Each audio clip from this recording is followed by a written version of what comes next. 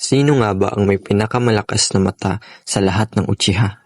Sa ngayon, si Sasuke ang may pinakamalakas na mata.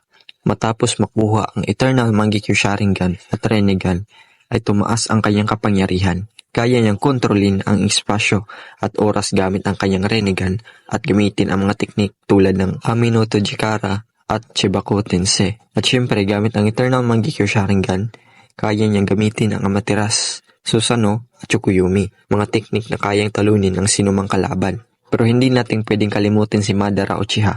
Nagising din niya ang Eternal Mangekyo Sharingan at nakuha ang Rinnegan. Ang kombinasyon ng lakas niya at ng mga teknik tulad ng Infinite Tsukuyomi ay halos walang kapantay. Kaya pagdating sa pinakamalakas na mata ng Uchiha, sina Sasuke at Madara ang nangunguna.